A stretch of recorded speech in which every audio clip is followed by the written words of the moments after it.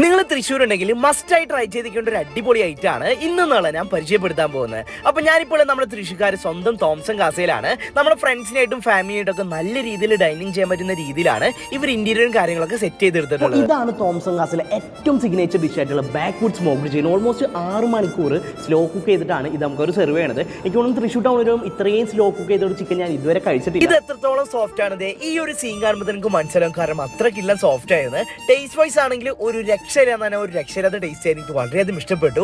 ഒരു ദിവസം 20 എണ്ണം മാത്രമാണ് ഇവർ ഇറക്കണുള്ളൂ. എന്ന് വെച്ചാൽ പെട്ടെന്ന് ഓർഡർ ചെയ്യുന്നവർക്ക് മാത്രമാണ് ഇത് ട്രൈ ചെയ്യാൻ പറ്റുള്ളൂ. ഇവിടുത്തെ മറ്റ് 2 സ്പെഷ്യൽ ചിക്കൻ ആണ്. ഒന്ന് ലെമൺ പെപ്പർ റോട്ടിസറിയും അതുപോലെ തന്നെ അമേരിക്കൻ റോസ്റ്റ് ചിക്കൻ. രണ്ടും ഷെവായുടെ ഒരു 2 ഡിഫറെന്റ് ഫ്ലേവർ ആണ്.